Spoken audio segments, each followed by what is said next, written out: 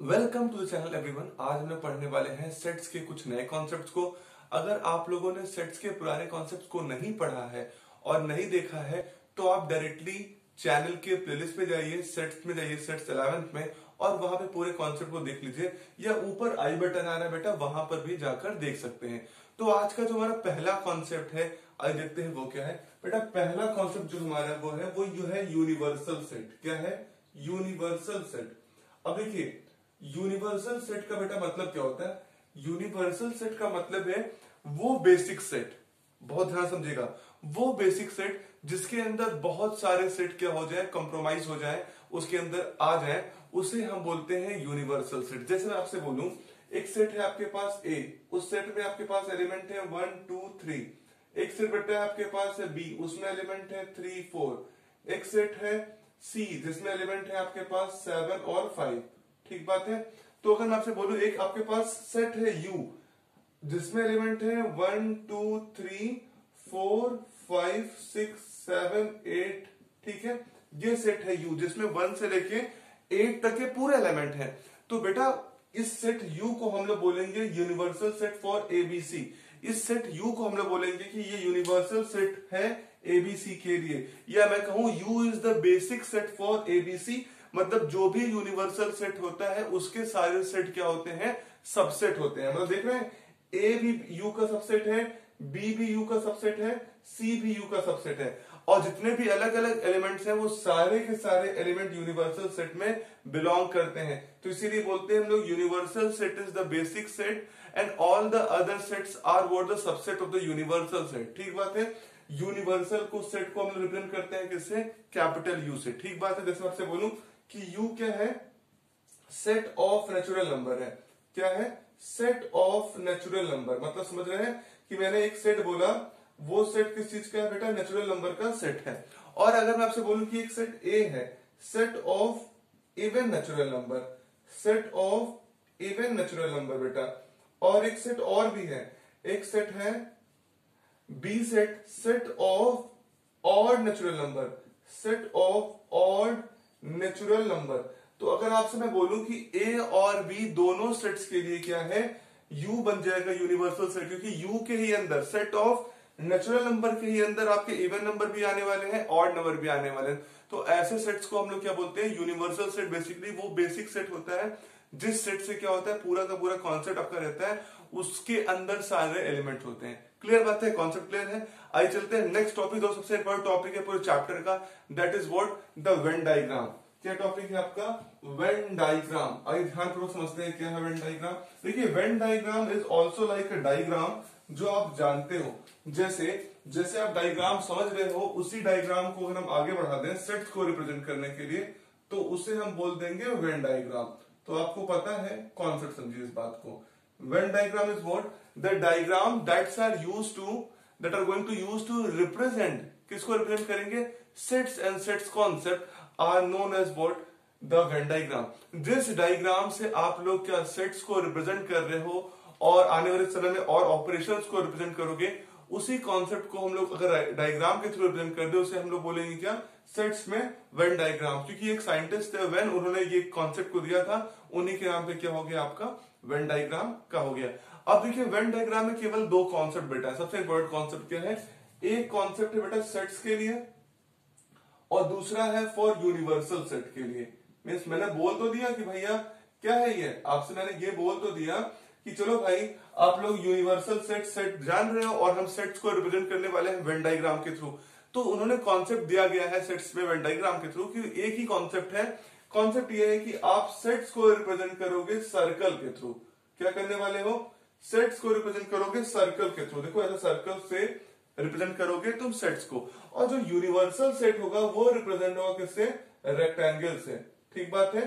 किससे रिप्रेजेंट होगा? रेक्टेंगल से। वेन डायग्राम का कैरेक्टरिस्टिक है, अगर आपको सेट्स को रिप्रेजेंट करना है तो every time you will vote represent universal set with the rectangle, और जितने भी इंडिविजुअल सेट्स होंगे उनको किससे रिप्रेजेंट करने वाले हो बेटा? सर्कल से। जैसे मैं आपसे कहूं कि आपके पास, और हाँ, यूनिवर्सल सेट के अंदर ही क्या होते हैं? सारे सेट होंगे, क्योंकि पता है आपके universal set is what? The basic set ना। बेसिक सेट में वो सारे अदर सेट्स को क्या करेगा? कॉम्प्रोमाइज करेगा, अंदर कॉम्प्राइज करेगा। ठीक बात है। जैसे आपसे बोलूं कि ये सेट ए है, अब ये सेट ए है, ये पूरा जो रेक्टेंगल बनाया हूं क्या है, ये क्या है, यूनिवर्सल सेट है। मीन्स इस यूनिवर्सल सेट के अंदर ये सेट ए आ रहा है। जैसे आपसे वहां पे लिखा था 1 2 3 4 5 6 7 8 9 10, तो 10 तक पूरा इस यू के अंदर है। अब जैसे ये ए सेट को रिप्रेजेंट करना है तो ये क्या हो गया आपका अलग सेट हो गया। आपके पास कोई सेट बी है तो अलग से हो गया। अगर मैं आपको जैसे मैं कहूं एक एग्जांपल के तौर पे आपको वेन डायग्राम रिप्रेजेंट करना है, ऐसे यू है, अब यू आपके पास क्या है, लेट अस सपोज दैट 1 2 3 4 5 और 6 है। ठीक बेटा, ये आपके पास यूनिवर्सल सेट है। मान लीजिए आपके पास एक सेट आता है ए जिसमें एलिमेंट है 2 और 5। ठीक बात है। तो अगर मैं आपसे कहूं कि how you will represent this particular set with the representation of Venn diagram, तो कैसे आप करोगे, तो आपको पता चल चुका है कि आपका जो यूनिवर्सल सेट है उसमें एलिमेंट कितने हैं, 1 2 3 4 5 6। तो कैसे करिए, आपका universal set every time is going to represent with rectangle. आपका यूनिवर्सल सेट हमेशा किससे रिप्रेजेंट होने वाला है, एक रेक्टेंगल से रिप्रेजेंट होने वाला है। तो अच्छा से रेक्टेंगल बनाएंगे साफ सुथरा। ठीक बात है। अब इसमें क्या हो गया, आपका यू हो गया। अब देखो इसमें सेट एक है, कौन सा सेट है बेटा, ए, और ए सेट में कौन सा एलिमेंट है 2 5। तो वैसे मान लो अपना सेट बना लो कहीं पे भी और इसका नाम दे दो ए, तो इसके अंदर क्या आ जाएगा 2 और 5। अब जो एलिमेंट बच रहे हैं वो सारे क्या हो जाएंगे, यूनिवर्सल सेट है, मतलब 1 बचे हैं क्या 3, फिर क्या है 4 और 6। अब देखो अगर मैं कहूं ये जो रेक्टेंगल है बेटा, रेक्टेंगल यू है, तो ध्यान करो समझो, 1 2 3 4 5 6 सारे यू के अंदर आ रहे हैं कि नहीं आ रहे, ये सारे के सारे इस रेक्टेंगल के ही तो अंदर है। क्लियर बात है। और ये जो चित्र बना है, जो सर्कल बना हुआ है, तो सर्कल भी इस यूनिवर्सल सेट के अंदर है, लेकिन ये रिप्रेजेंट क्या कर रहा है आपका कि 2 और 5 क्या है, ये सेट में भी है और यूनिवर्सल सेट में भी है। तो बेसिकली अगर आपको किसी सेट का सबसेट दिखाना है तो सेट के सबसेट के लिए क्या करना पड़ेगा, आपको दिखाना पड़ेगा इसके अंदर एक पर्टिकुलर रेक्टेंगल और रेक्टेंगल के अंदर सर्कल, जो सर्कल होंगे क्या हो जाएंगे आपके, वो सेट का रिप्रेजेंटेशन करेंगे। अगर मान लीजिए यहीं पे एक सेट और होता और उसमें एलिमेंट क्या होता, मान लीजिए 6 होता केवल, तो जहां पे 6 है वहां पे एक सर्कल बनाते और उसको बोल देते सेट बी। ठीक बात है। अगर मान लीजिए आपके पास सेट सी होता और इसमें होता एलिमेंट 1 और 3, तो जहां जहां 1 3 होता तो उसको पे सर्कल बनाते और इसे क्या लिख देते हैं आप, सी। ठीक बात है। तो वैसा ये बेसिक कॉन्सेप्ट है वेन डायग्राम का। जैसे जैसे हम लोग आगे बढ़ते चलेंगे वैसे अब कॉन्सेप्ट और भी क्लियर हो जाएंगे जब हम लोग अभी नेक्स्ट टॉपिक पढ़ेंगे ऑपरेशन ऑफ सेट्स। ठीक बात है। आइए हम लोग स्टार्ट करते हैं अपना next topic, that is what, operation of sets. Next topic is our what, operation of sets. देखिए ऑपरेशन ऑफ सेट्स क्या है। अब ऑपरेशन ऑफ सेट्स का बेसिकली मतलब बेटा, जैसे आप लोगों ने अभी तक अलजेब्रा अपना पढ़ा है क्लास 10 तक, उसमें आप लोग एडिशन करते हो, सब्ट्रैक्शन करते हो, मल्टीप्लिकेशन करते हो, डिवीजन करते हो, ये सब क्या है, ऑपरेशन है। और प्लस माइनस ये सब क्या है, ऑपरेटर्स है। तो सेट्स में भी ऐसे बहुत सारे ऑपरेशन है। जैसे आपसे मैं कहूं पहला ऑपरेशन सबसे बेसिक है यूनियन, फिर इंटरसेक्शन और डिफरेंस ऑफ सेट। ये 3 बेसिक ऑपरेशन है और एक कॉम्प्लीमेंट का भी ऑपरेशन होता है। लेकिन जो 3 बेसिक ऑपरेशन वो क्या है, union, intersection and what, difference of 2 set. तो हम लोग अपने स्टार्ट करेंगे किससे, यूनियन से, फिर इंटरसेक्शन और फिर क्या पढ़ेंगे, व्हाट, डिफरेंस ऑफ सेट। तो सबसे पहले क्या स्टार्ट करते हैं, यूनियन ऑफ 2 सेट। ये जो पहला ऑपरेशन है that is what, the union of set. क्या, यूनियन ऑफ सेट्स। ठीक बात है। आइए समझे इसको, इस कॉन्सेप्ट में क्या है। अब देखिए यूनियन का मतलब कैसे, आप लोगों ने सुना होगा लोग जुड़ते हैं, वही तो यूनियन होता है। यूनियन का मीन्स क्या है, when the people are what, collectively link together. अब आइए मैं समझाता हूं आपको। जैसे मैं आपके पास बोलूं कि ए कोई सेट है, उसमें एलिमेंट है 2 4 5। ये कॉन्सेप्ट समझिएगा, एग्जांपल से कॉन्सेप्ट ले जा रहा हूं मैं आपको, क्योंकि इसी से बाकी क्वेश्चंस आगे लगने वाले हैं, जिसमें आपको एग्जांपल नहीं जनरलाइज फॉर्म लाना पड़ता है। और बी आपके पास है बेटा एलिमेंट मान लीजिए 4 7 8। ठीक बात है। और अगर मैं आपसे बोलूं कि ए और बी का यूनियन क्या होगा, मेरी बात समझ लीजिए क्या बोल रहा हूं, कि ए आपके पास ये सेट है, बी आपके पास ये सेट है, union is your first operation. और मैं आपसे पूछूं ए और बी का यूनियन क्या होगा, मतलब, और एक बात समझिए, union is always represented with the symbol you. You से यूनियन को रिप्रेजेंट करेंगे। ठीक बात। तो अगर पूछा जाए आपसे कि ए यूनियन बी में क्या आएगा, ठीक बात है, ए यूनियन बी भी क्या है, एक सेट है।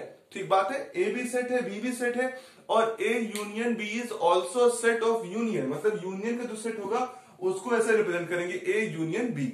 अब मैं आपसे क्या पूछूं, मैं पूछूं ए यूनियन बी में क्या आएगा, तो ए यूनियन, अगर दो सेट्स का आप यूनियन करेंगे तो उसमें पहले सेट ए से सारे एलिमेंट होंगे, बी के सारे एलिमेंट होंगे, और ए और बी में जो दोनों एलिमेंट कॉमन एलिमेंट होंगे वो क्या होंगे, केवल एक बार लिखे रहेंगे। क्लियर बात मैं क्या बोल रहा हूं कि all the element of A and all the element of B and both those element which are what common in both the set taken once, वो सारे एलिमेंट जो दोनों में कॉमन है उनको केवल एक बार लिया जाएगा। वो सारे एलिमेंट्स का जो कॉम्बिनेशन होगा उसे हम लोग क्या बोलेंगे, यूनियन। तो देखिए ए के सारे एलिमेंट कितने हो गए, 2, 4 और 5, ठीक बात है। और बी के सारे एलिमेंट देखो 4 है, तो 4 दोनों में कॉमन है तो केवल एक बार लिखोगे, तो एक बार लिख चुके हो। फिर क्या लिखना बेटा, 7 है तो 7 यूनिक है और 8 यूनिक है। तो वो सारे एलिमेंट जो ए में भी आए, जो बी में भी आए और जो दोनों में आएंगे उनको केवल एक बार लिखेंगे, ठीक बात है।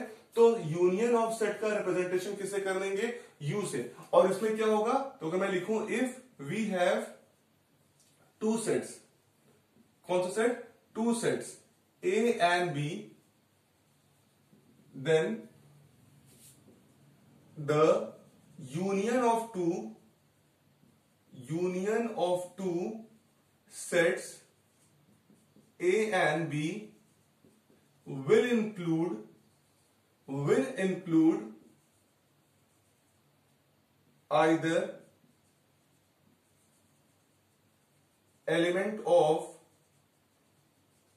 elements of A or B and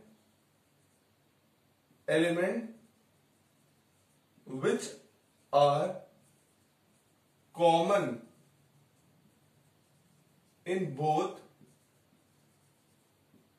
taken once. जो कॉमन होगा उसको क्या करेंगे, केवल एक बार लेंगे। याद रखिएगा, चाहे वो ए के हों या बी के हों, अगर दोनों में से कॉमन होंगे तो एक बार ही हम लोग लेने वाले हैं, ठीक बात है। अगर मैं आपसे कहूं कि ए यूनियन बी को लिखोगे कैसे, तो बेटा लिखोगे ऐसे, ए यूनियन बी का मतलब है अगर ए यूनियन बी में कोई एलिमेंट बिलोंग कर रहा है, अगर कोई एक्स बिलोंग कर रहा है, इसका मतलब क्या होगा कि ए क्या होगा, जो अगर ए यूनियन बी में कोई एलिमेंट एक्स बिलोंग कर रहा है, मतलब मैं बोला 4 बिलोंग कर रहा है, तो इसका मतलब क्या हो सकता है, क्या हो सकता है कि 4 ए में हो या 4 बी में हो या 4 दोनों में हो सकता है। या मैं आपसे बोलूं क्या 7, तो 7 क्या हो, किसी सेट ए में हो या बी में सेट में हो, तभी वो यूनियन में आएगा। तो इसी को अगर हम क्या करेंगे, जनरलाइज फॉर्म में लिखेंगे कि A union B is equal to what, x. अगर एक्स ए यूनियन बी में बिलोंग कर रहा है, इसका मतलब क्या है, such that x belongs in A. क्या है, एक्स ए में बिलोंग किया होगा या, और एक्स बिलोंग्स इन बी। बहुत ध्यानपूर्वक समझिएगा, बहुत ही महत्वपूर्ण लाइन है ये। अगर ये लाइन नहीं क्लियर होगा तो आप इस तरह कोई भी डेरिवेशन नहीं कर पाओगे। तो इस बात को समझो, A union B is equal to what, X such that X belong in A और X belong in B. X A में बिलोंग करेगा या एक्स बी में बिलोंग करेगा। क्लियर बात है, इस बात को याद रखिएगा। अभी मैं एक बहुत महत्वपूर्ण इससे पॉइंट पे लाऊंगा, ठीक बात है।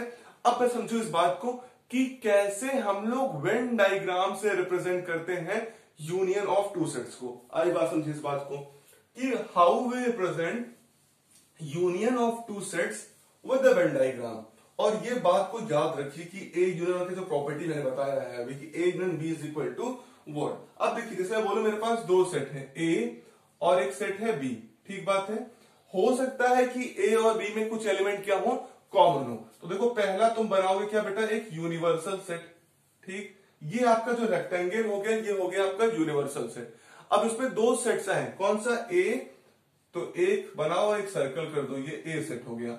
अब देखो, मैं एक अगर बी सेट अगर इधर बना दूंगा तो इसका मतलब हो जाएगा कि ए और बी में कोई भी एलिमेंट कॉमन नहीं है। लेकिन हम लोग मान के चलते हैं कि ए और बी में कोई ऐसे उसमें नहीं 4 कॉमन आ गया था जो दोनों में हो।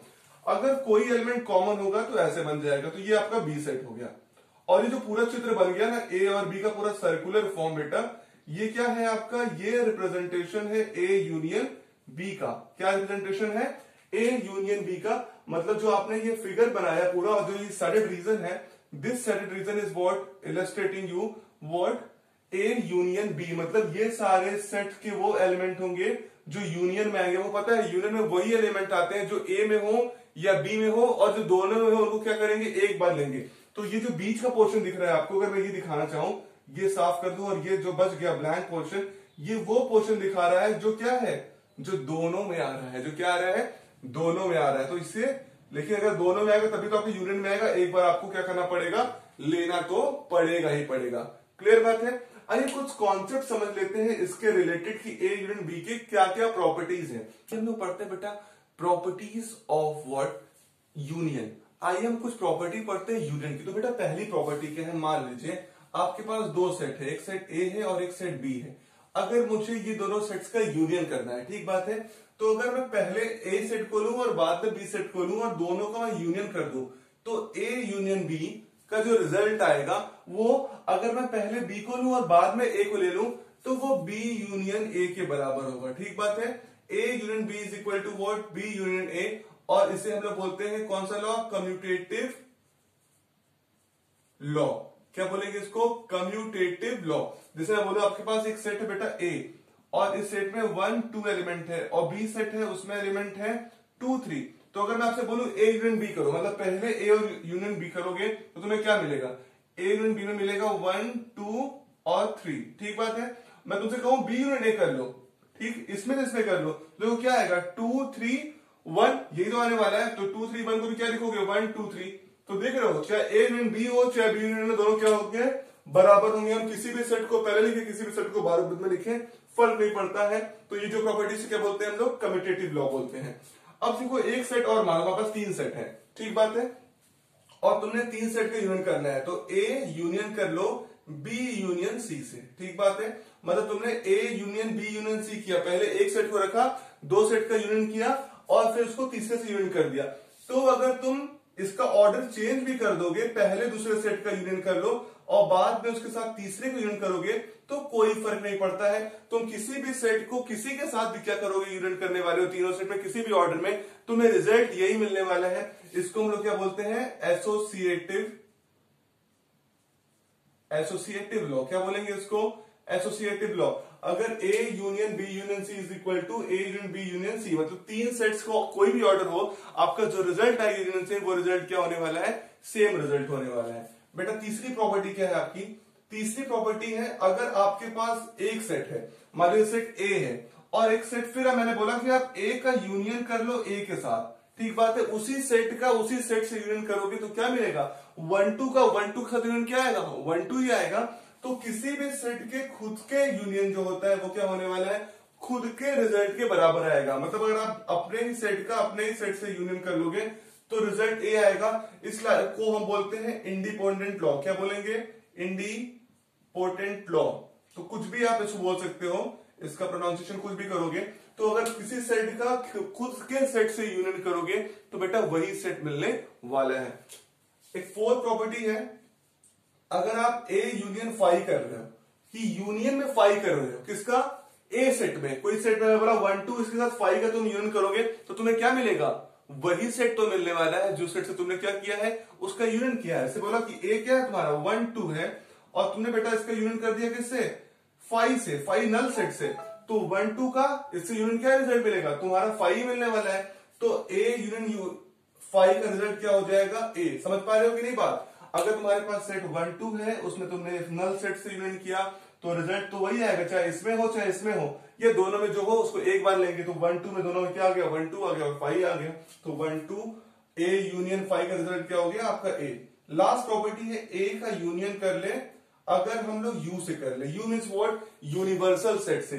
अगर आप मुझे बताइए यूनिवर्सल सेट का यूनियन आप करोगे किसी सेट से तो तुम्हें रिजल्ट क्या मिलने वाला है, बताइए मुझे। अगर आप किसी भी सेट का यूनियन करोगे यूनिवर्सल सेट से तो तुम्हें रिजल्ट क्या मिलेगा, यूनिवर्सल सेट मिलेगा।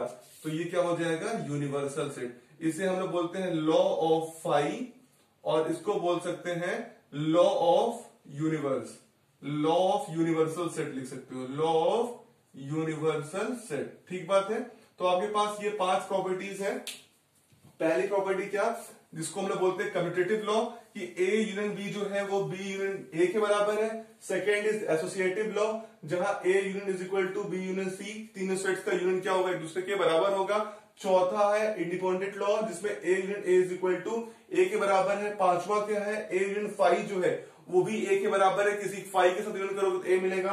और लास्ट क्या है, लॉ ऑफ यूनिवर्सल सेट है, वहां भी क्या मिलने वाला है कि अगर तुम यूनिवर्सल सेट के साथ किसी भी सेट का यूनियन करोगे तो यूनिवर्सल सेट ही मिलने वाला है। क्लियर बात है। आइए सबसे इंपॉर्टेंट प्रॉपर्टी इसका एक बात समझ लेते हैं, इसको रिटर्न स्टेटमेंट में कैसे लिखेंगे। अगर मैं आपसे कहूं कि कोई एलिमेंट है, इस बहुत ध्यानपूर्वक समझेगा, मैं कहूं कोई एलिमेंट है x जो बिलोंग करेगा A यूनियन B में, अगर कोई एलिमेंट x जो है A यूनियन B में बिलोंग कर रहा होगी तो उसकी प्रॉपर्टी तुम लोग कैसे लिखोगे? तो तुम लोग लिखोगे, अगर मैं इसको हटा के ऐसे लिखूं, इसका मतलब तुम कहोगे सर x अगर A यूनियन B में बिलोंग कर रहा है, इसका मतलब क्या है, x A में बिलोंग कर रहा होगा या B में बिलोंग कर रहा होगा। तो इसको कैसे लिखोगे, x बिलोंग इन A और x बिलोंग इन B। सही बात लिखा कि नहीं?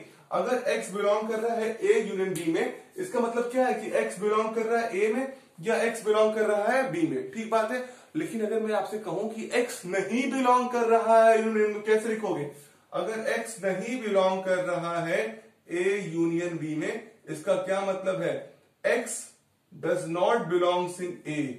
इसका मतलब क्या है, अगर A यूनियन B में नहीं बिलोंग कर रहा है, इसका मतलब क्या है, न ही वो A में है और न ही क्या है वो B में है। तो बताओ यहां पे और लिखूं कि एंड लिखूं? इसका मतलब x तो नहीं बिलोंग करेगा B में, कंफर्म है।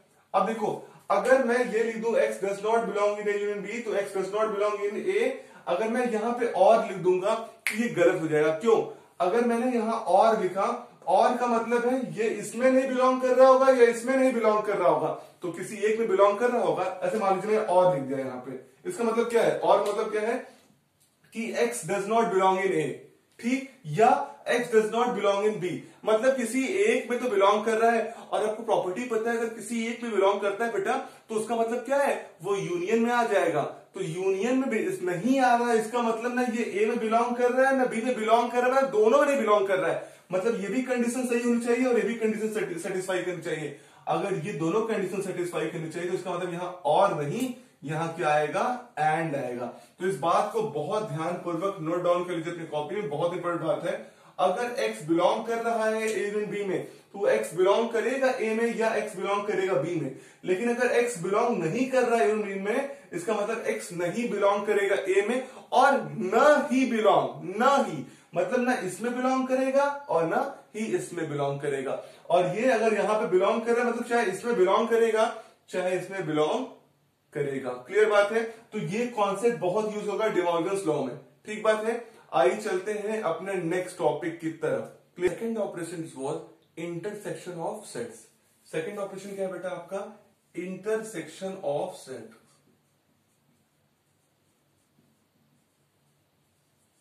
अब देखिए, इंटरसेक्शन ऑफ सेट भी समझने के लिए, जैसे हम लोगों ने यूनियन समझा है, वैसे में इंटरसेक्शन समझना पड़ेगा। जैसे मैं आपसे कहूं आपके पास दो सेट बेटा, एक सेट ए है और एक बी है। अब मैं आपसे बोल दूं इंटरसेक्शन का सिंबल क्या है, ये है। अगर आप यू को पलट दोगे तो क्या मिल जाएगा, इंटरसेक्शन मिल जाएगा। और दो सेट्स के इंटरसेक्शन को हम ऐसे लिखेंगे, ए इंटरसेक्शन बी। ठीक बात है। तो A intersection B is also a set, ये भी क्या है, सेट है। अब लेकिन इस सेट्स में एलिमेंट क्या क्या आएंगे, बहुत ध्यान से समझिएगा। आपने पढ़ा यूनियन में जो ए में हो या बी में हो या दोनों में होगा तो एक बार लेंगे। अब कॉन्सेप्ट इसका अपोजिट है। आपके ए इंटरसेक्शन बी में वही सारे एलिमेंट आएंगे जो केवल क्या हो, दोनों सेट्स में कॉमन हो।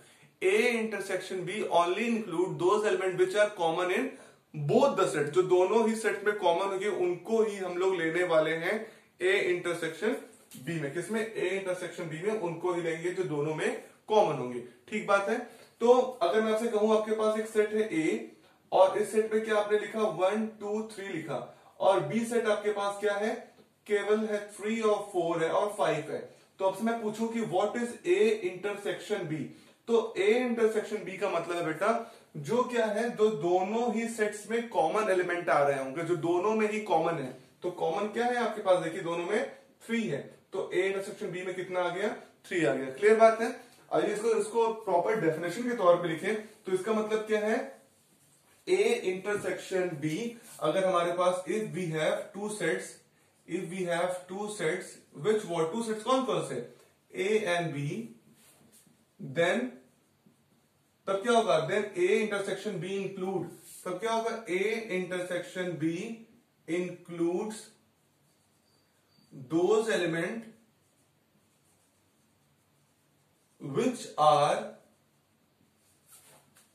common in both the set which are common in both the set, जो दोनों ही सेट्स में कॉमन होंगे उनको हम लोग क्या बोलेंगे, वो ए इंटरसेक्शन बी होंगे। और ए इंटरसेक्शन बी को रिप्रेजेंट हम कैसे करेंगे, इस प्रकार, और कहेंगे कि अगर कोई element X A intersection B में बिलोंग कर रहा है, इसका मतलब क्या है, एक्स सच दैट, जैसे वहां पे लिखा एक्स बिलोंग इन ए और एक्स बिलोंग इन बी, लेकिन यहां पे क्या करेंगे, एक्स बिलोंग इन ए और नहीं, और मतलब होता है दोनों में से किसी एक में, एंड का मतलब क्या है, जो दोनों में बिलोंग करे, X belong in A and X belong in B, मतलब एक्स ए में भी बिलोंग करेगा और एक्स बी में बिलोंग करेगा। वो सारे एलिमेंट जो दोनों ही सेट्स में बिलोंग करेंगे, वही सारे सेट्स में क्या होंगे, वो एलिमेंट होंगे जो ए इंटरसेक्शन बी में आने वाले हैं। ठीक बात है। और एक बहुत ही इंपॉर्टेंट पॉइंट, अगर ऐसा हो जाए, इफ ए इंटरसेक्शन बी, अगर ए इंटरसेक्शन बी का रिजल्ट 5 आ जाए, मान लीजिए कि आपके पास ऐसा कोई एलिमेंट है, मतलब अगर ये result A intersection B 5 result कर दे, मतलब ना ए में एलिमेंट हो ना वो बी में एलिमेंट हो, तो इंटरसेक्शन भी नहीं हो, दोनों में कॉमन एलिमेंट नहीं होगा। इसका मतलब अगर ए इंटरसेक्शन बी 5 आ गया, तो वो सारे सेट्स को हम बोलेंगे क्या, डिसजॉइंट सेट। क्या बोलेंगे हम लोग, डिसजॉइंट सेट्स। मतलब इस बात को ध्यानपूर्वक समझ लीजिए, अगर हमारे पास दो सेट्स हैं और उसमें कोई भी एलिमेंट कॉमन नहीं है, मतलब एक सेट है 1 3 और एक सेट बेटा है बी 2 4, तो यहां पर अगर मैं आपसे बोलूं कि ए इंटरसेक्शन बी का जो रिजल्ट आएगा वो क्या आएगा, 5, क्योंकि दोनों में कोई भी एलिमेंट कॉमन नहीं है। अगर दो सेट्स में कोई भी एलिमेंट कॉमन नहीं होंगे तो उन्हें हम लोग क्या बोलने वाले हैं, डिसजॉइंट सेट। क्लियर बात है, क्या बोलेंगे, डिसजॉइंट सेट। ठीक बात है। आइए इस कॉन्सेप्ट को हम समझते हैं किससे बेटा, वेन डायग्राम के माध्यम से। किसे समझते हैं, वेन डायग्राम के माध्यम से। अब देखिए कैसे वेन डायग्राम से समझेंगे। वेन डायग्राम बनाना तो पहले क्या बनाना पड़ेगा आपको, एक यूनिवर्सल सेट। ठीक, अब यूनिवर्सल सेट ये बना रहे हैं आपके पास यू, आपके पास मान लीजिए दो सेट्स है, एक ए सेट है और एक बी सेट है। तो आपने यहां बनाया ए सेट और यहां बनाया आपने एक सेट बी सेट। ठीक बात है। अब आप कहोगे सर ये बनाया, अगर ए और बी, मतलब मैं क्या बोल रहा हूं, वो सारे एलिमेंट जो दोनों ही सेट्स में क्या हो, कॉमन हो। तो देख रहे हो ये जो पोर्शन आ रहा है, ये पोर्शन आपने यूनियन में याद हो सारे के सारे पूरे पोर्शन को लिया था, लेकिन यहां पर ए इंटरसेक्शन बी में वही एलिमेंट आने वाले हैं जो दोनों ही सेट्स में कॉमन होंगे। तो ये जो पोर्शन बन के निकल के आएगा, इसे हम लोग बोलते हैं क्या, ए इंटरसेक्शन बी। इसे हम लोग क्या बोलते हैं, ए इंटरसेक्शन बी का ये पोर्शन है, that is representing what, the intersection of two sets. ठीक बात है, जो दोनों ही सेट्स में कॉमन। तो देख रहे हो ये जो पोर्शन आ रहा है, ये ए और बी दोनों में आ रहा है, तो इस पोर्शन को हम लोग क्या बोल देंगे, that is what, the portion of intersection of two sets. Clear बात है, कॉन्सेप्ट क्लियर है।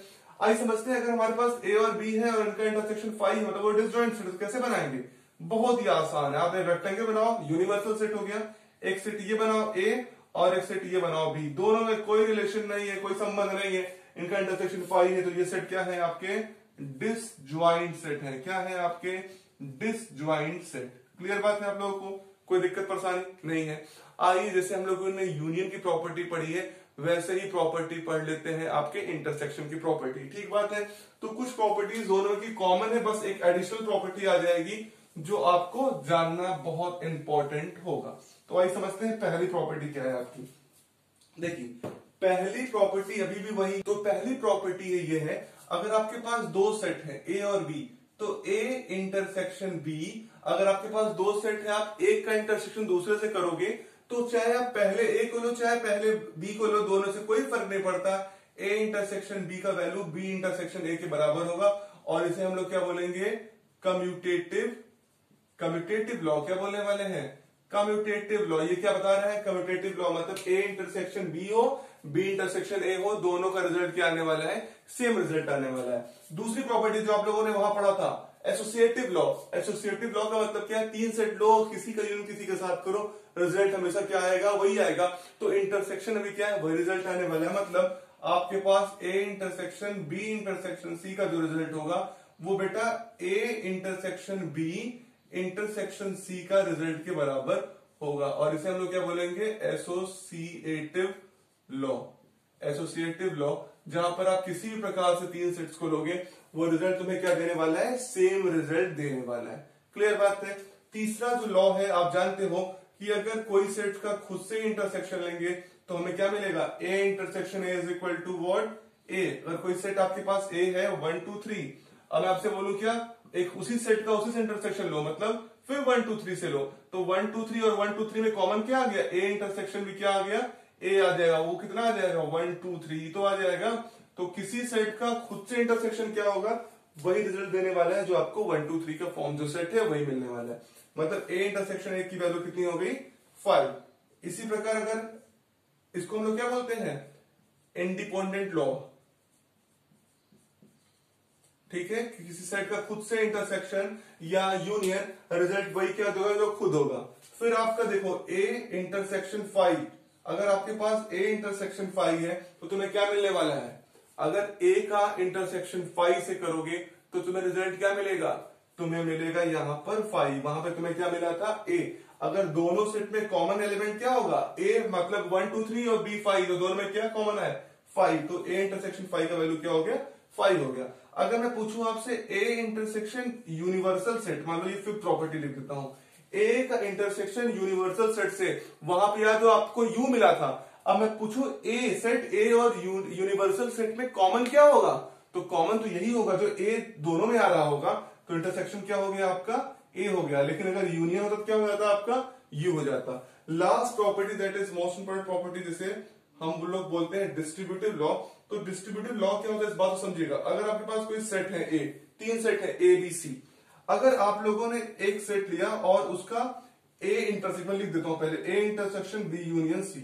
अगर आप लोगों ने लिखा आपके पास एक सेट है 3 set, A intersection B union C, मतलब आखिरी 2 सेट्स का, मान लीजिए बी और सी का आपने क्या किया, यूनियन किया और उसका आप इंटरसेक्शन कर रहे हो, तो क्या होगा, ये डिस्ट्रीब्यूट हो जाएगा। कैसे डिस्ट्रीब्यूट होगा, A intersection be distributed over किससे, ए इंटरसेक्शन सी से, ठीक बात है, किससे, ए इंटरसेक्शन सी से, और इसे हम लोग क्या बोलते हैं डिस्ट्रीब्यूटिव लॉ। क्या बोलते हैं, डिस्ट्रीब्यूटिव लॉ।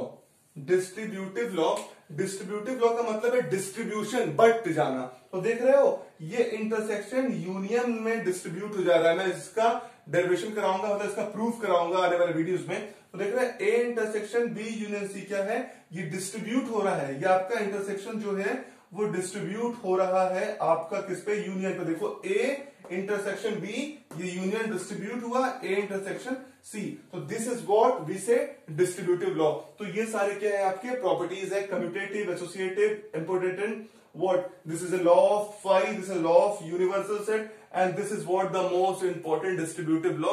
इसका मैं प्रूफ आपको नेक्स्ट वीडियो में कराऊंगा, ठीक बात है। अब देखिए क्या, जैसे हम लोग जनरलाइज फॉर्म में लिखे थे यूनियन में, तो यहां पे भी एक जनरलाइज फॉर्म में लिख लेते हैं। वो क्या होगा, आइए लिखते हैं कि अगर कोई एलिमेंट x है जो इस इंटरसेक्शन में बिलोंग करता है, देखो अगर कोई आपके पास एलिमेंट है x और वो बिलोंग करता है a इंटरसेक्शन b में, तो बेटा तुम कैसे लिखोगे, इसका मतलब तुम्हारा है कि x बिलोंग्स इन a और x बिलोंग्स इन b, कि नहीं, कि और की एंड, क्योंकि क्या है ये इंटरसेक्शन है। अगर x बिलोंग कर रहा है a इंटरसेक्शन b में, तो x बिलोंग करता होगा a में और x बिलोंग करता होगा b में, दोनों में। लेकिन अगर x नहीं बिलोंग कर रहा होगा a इंटरसेक्शन b में, इसका क्या मतलब है, अगर x नहीं बिलोंग कर रहा होगा a इंटरसेक्शन b में, इसका मतलब क्या है कि x नहीं बिलोंग कर रहा होगा a में, ठीक बात है, और x नहीं बिलोंग कर रहा होगा b में। समझो इस बात को, अगर x नहीं बिलोंग कर रहा होगा a में और x नहीं बिलोंग कर रहा होगा b में, और तुम लोग बीच में लिख दिए एंड, तो इसका मतलब क्या होगा, x नहीं बिलोंग करेगा a में और नहीं x बिलोंग कर रहा होगा b में, तो इसका मतलब वो कहां बिलोंग कर रहा होगा, तो वो कहां बिलोंग कर रहा होगा। तो इसका मतलब समझो इस बात को, अगर x नहीं बिलोंग कर रहा है a में और x नहीं बिलोंग कर रहा है b में, और मैं बीच में यहां एंड लगा दूं, इसका मतलब क्या है कि पक्का है जो दोनों ये नहीं बिलोंग कर रहा है a में और नहीं बिलोंग कर रहा है b में, तो ये दोनों स्टेटमेंट करेक्ट है। अगर दोनों स्टेटमेंट करेक्ट है तो ये कहां बिलोंग करेगा, a इंटरसेक्शन b में बिलोंग कर जाएगा ना। लेकिन हमें तो इसमें तो दोनों एक कंडीशन क्या है, गलत होगी। अगर एक कंडीशन क्या है, बिलोंग वाली जो होगी, नहीं बिलोंग वाली अगर गलत होगी तभी तो इसमें नहीं बिलोंग करेगा ना। अगर आपने इसको एंड लिख दिया और ये कंडीशन सही हो गई तो ये कहां बिलोंग कर जाएगा, ए इंटरसेक्शन बी में बिलोंग कर जाएगा। तो हमें तो नहीं कराना है, तो क्या करना पड़ेगा, यहाँ पे और लिख लो, कि अगर x नहीं बिलोंग कर रहा है इंटरसेक्शन बी में, इसका मतलब क्या है कि x क्या होगा, किसी न किसी में एक में बिलोंग कर गया होगा। तो अगर एक में बिलोंग कर जाएगा और दूसरे में बिलोंग नहीं कर रहा होगा, तभी तो ये इंटरसेक्शन बी में नहीं है। क्लियर बात है। तो ये कुछ प्रॉपर्टीज थी यहाँ पे किसकी, इंटरसेक्शन की। अब हम लोग आगे पढ़ने वाले हैं जो नेक्स्ट पॉइंट है, that is what, difference of the set. Third operation of the set is what, the difference of set. Third operation क्या है बेटा, डिफरेंस ऑफ सेट है। डिफरेंस ऑफ सेट्स, ये भी बहुत इंपॉर्टेंट सेट है। जैसे मैं बोलूं मेरे पास, मैंने लिखा मेरे पास सेट एक ए सेट है और एक सेट बी है, ठीक बात है। तो a माइनस बी ऐसे लिखेंगे हम डिफरेंस ऑफ सेट, ठीक बात है। अगर मैं कहूं कि मैं पहले सेट को दूसरे सेट से डिफरेंस कर रहा हूं, तो इसका मतलब क्या होता है, a माइनस बी का मतलब बेटा है कि वो सारे एलिमेंट इस सेट में आएंगे जो a के, वो सारे एलिमेंट इसमें आएंगे जो b के में नहीं होंगे। बहुत ध्यान समझिएगा, a माइनस बी का मतलब है कि those element will include in this set. इस सेट में वो ही एलिमेंट आएंगे a के जो b में नहीं होंगे। इसका एग्जांपल समझे, अगर आपके पास एग्जांपल है ऐसे 1 2 3 और 4, और b में आपका एग्जांपल है सेट है जो उसमें एलिमेंट है 4 5, ठीक बात है।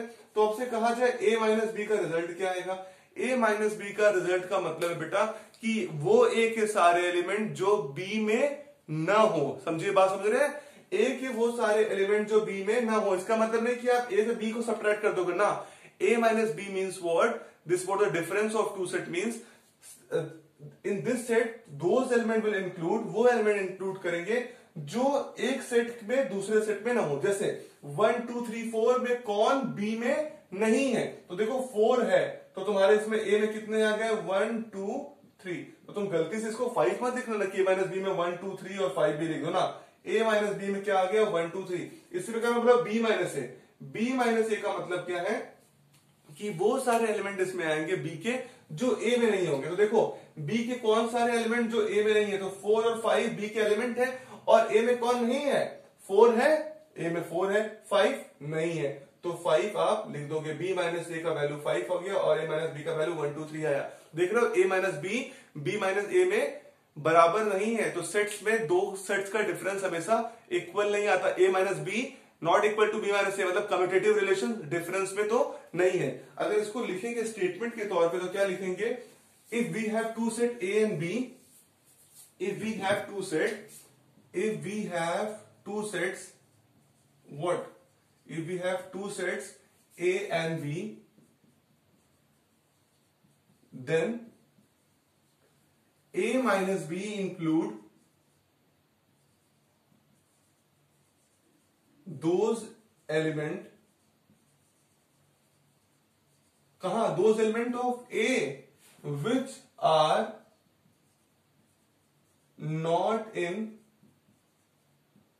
b, which include of elements of a which are not in b, के a के वो सारे एलिमेंट जो b में ना हो। तो अगर इसको स्टेटमेंट के तौर पे लिखेंगे a minus B is equal to what, इसका मतलब क्या है, x सच दैट, अगर a माइनस बी में x बिलोंग कर रहा है, इसका मतलब क्या है, x बिलोंग कर रहा होगा बेटा a में तो बिलोंग कर रहा होगा, लेकिन कहां नहीं बिलोंग कर रहा होगा, x does not belong in b। x a में तो बिलोंग कर रहा होगा लेकिन x b में नहीं बिलोंग कर रहा होगा। That is what the difference of a minus B. अगर आपको इसको b माइनस ए लिखना होगा तो इसका मतलब क्या है, अगर x बिलोंग कर रहा होगा कहां पे, x belong in b and x does not belong in a, तो डिफरेंस का बेटा क्या हो गया, ये आपका रिलेशन आ गया कि a माइनस बी का मतलब क्या है, वो सारे एलिमेंट a के जो b में नहीं हो, b माइनस ए का मतलब है वो सारे एलिमेंट b के जो a में नहीं हो। क्लियर बात है, x such that x belong in a and x does not belong in a। तो बेटा ये 3 ऑपरेशन थे आपके, पहला यूनियन, दूसरा इंटरसेक्शन और तीसरा डिफरेंस ऑफ सेट्स। तो these are the main properties of the operation of the set. अगर आपको इसमें कोई भी डाउट हो तो आप इसे कमेंट सेक्शन में बताइए, तो इस पे आप धीरे धीरे क्वेश्चंस लगाना स्टार्ट करिए। अगले वीडियो में इससे क्वेश्चन डिस्कस करेंगे। अगर आपको कोई भी डाउट हो उसे कमेंट में बताइए। अगर आपको कॉन्सेप्ट समझ में आ गया हो और वीडियो अच्छा लगा हो तो इस वीडियो को लाइक करिए, चैनल को सब्सक्राइब करिए और ये वीडियो को अपने दोस्तों और में खूब शेयर करिए। आपका बहुत बहुत धन्यवाद।